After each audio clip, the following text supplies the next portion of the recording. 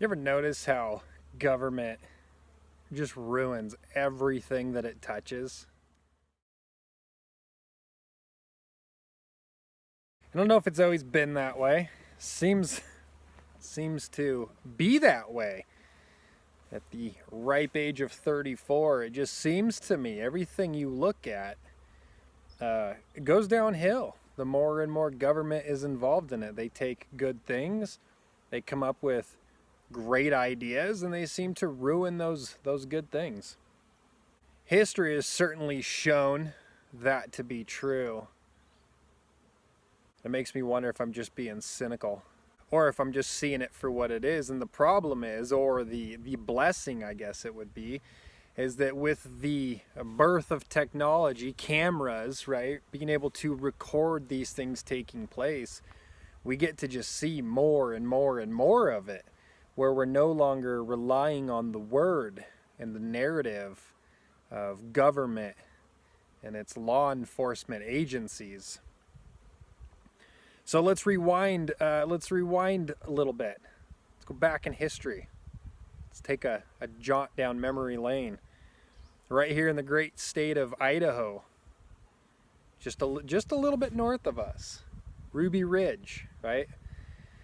This family decides to go live off the grid at the top of a mountain, wants to be left alone, and somehow just got targeted by the ATF, got on ATF's radar, and with the help of ATF, was entrapped. Right? That's the end result, is they were entrapped. He was entrapped. Randy Weaver was entrapped. They helped him to facilitate the buying and the sawing off of a shotgun, made it an illegal size, and this is part of where the stupidity in government regulation comes from. We take a shotgun and we say it can be this long or it can be this long, but it can't be this long, right? Or we can take a different configuration of that shotgun and it can be this long. It makes no sense. To anybody with common sense, it just doesn't make any sense. It's clearly just regulation for control, right? To keep the Alcohol, Tobacco, and Firearms Agency relevant.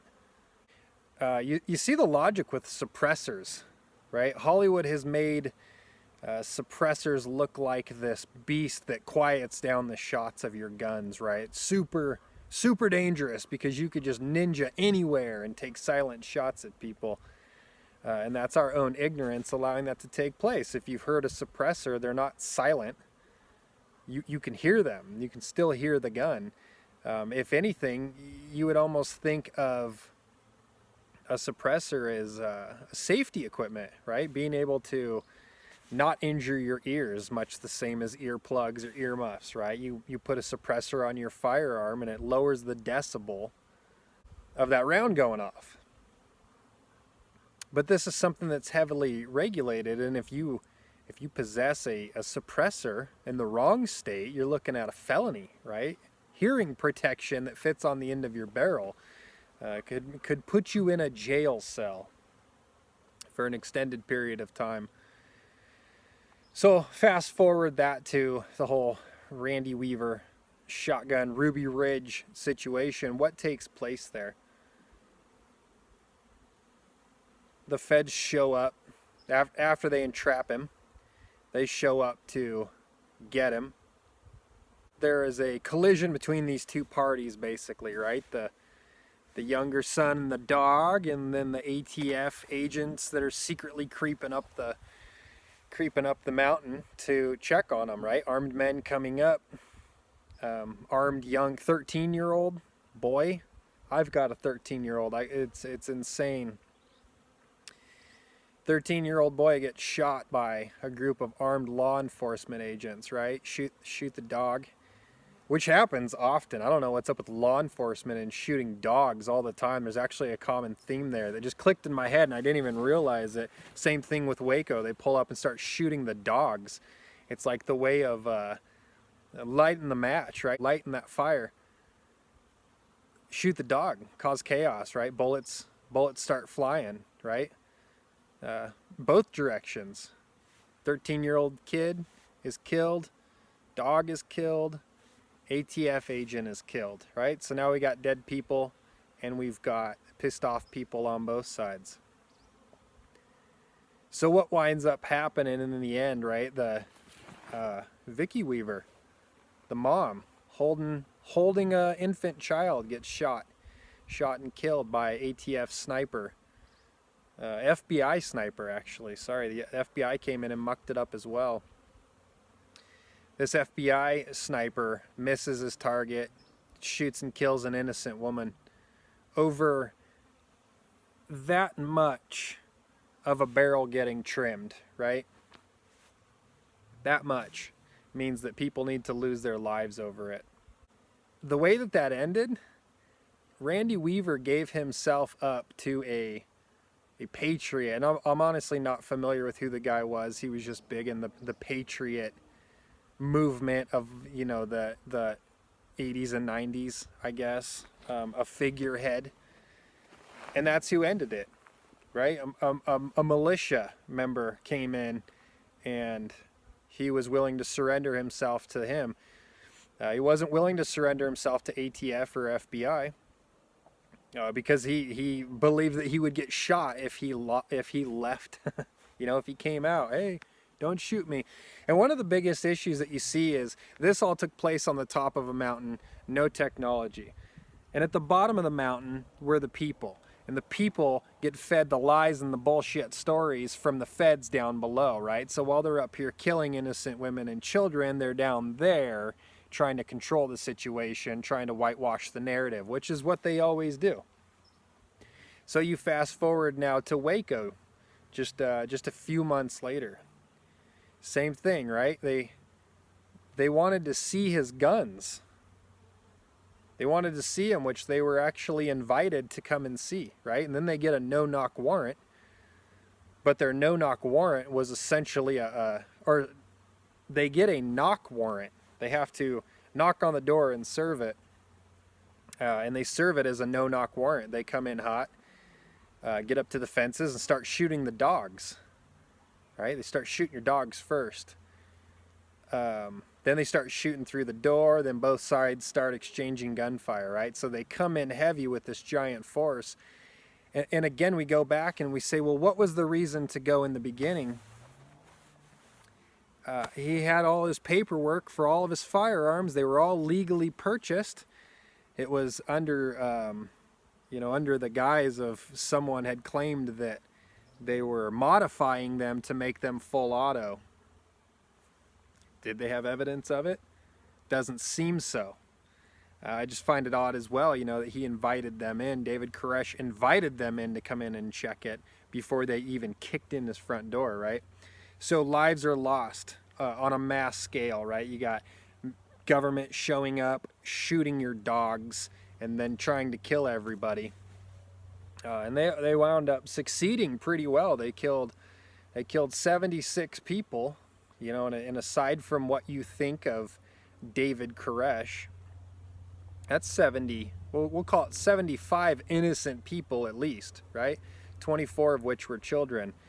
And the feds thought it to be a good idea to just suffocate them with gas on American soil. Just insane.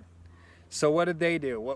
Same thing, no technology inside the house. They cut them off.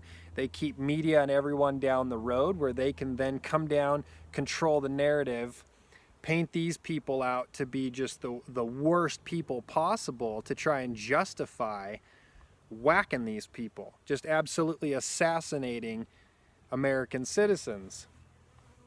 We see it happen more and more. We saw it happen in Oregon as well. We saw a man with his hands up, right, in the militia movement, in the patriot movement, standing up for freedom. You see a man with his hands up get shot in the back 3 times by Oregon state troopers. Same thing. Back up to the Bundy Ranch, same thing. Feds show up with snipers. Try to keep people in First Amendment zones, right? Keep them out. You got to keep out the media so that we can go in here and whack this family and whack their cattle and then we will control and manipulate the story over here, but we got to separate the two. And the thing that we're starting to see is that when media gets mixed into the situation, the feds never look good, ever. They're always found to be doing it wrong. What happened at the Bundy Ranch? Everyone walked, right? They put people in the system and grind them down, you know, put them in jail, you know, for long periods of time until they get their day in court. Just trumping up charges, lying about stuff, right? Going on the stand and lying and dramatizing what takes place. Meanwhile, the feds rolled in there and murdered cattle. I mean, just shot cattle, ran them to death, and then shot them. In what world is that okay? And again, what do you see? You see the militia show up, and the militia protected that family from quietly being killed, and then having, you know, being able to just feed us whatever bullshit lies they want, and then we just soak it up, we eat it up, and then we attack that family, and we say, like, oh yeah, they deserved it. Nobody deserves that. So one thing we're seeing more and more, and then back to Oregon, right? We would only be getting the narrative of Lavoy Finicum being shot. We would only get that narrative of, oh, he was reaching for a pistol and so he was shot. That's the narrative we got.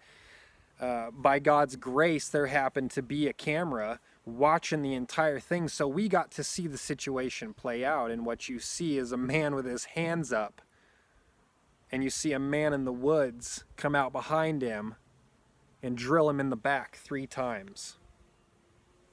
Drill him in the back 3 times. And the reason that that happened is because that guy had no clue that that camera was up there. And we all know that when that guy pulls the trigger, everyone else there who's wearing the same uniform is going to come up with the same bullshit story. Feed it to the press, lie to the people about it, and try to get away with their assassination. I 100% believe that Lavoy Finicum was assassinated by Oregon state troopers.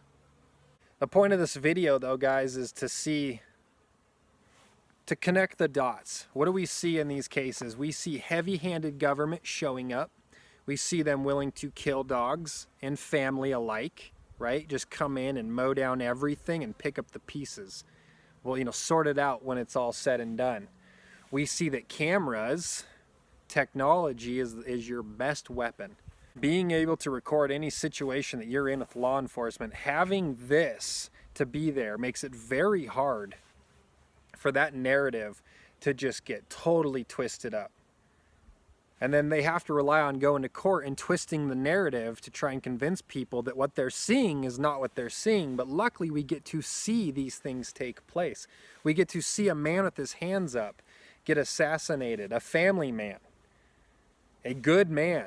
A good man, the kind of man, the kind of heart that changes the world, get assassinated, shot by some asshole who just wanted to take life that day. But we get to see it. And we also get to see that when the people band together and come together, a lot less lives are lost. A lot less lives are taken by federal government. Being able to watch what took place on the Bundy Ranch, to watch that standoff unfold, to get to see both sides, to get to listen to what the feds said, and to get to listen to what all the patriots said afterwards. I am starting to realize that the government and the media likes to paint stuff in a bad light that is dangerous to their narrative and their tyranny. So one thing I've been able to take from that is this.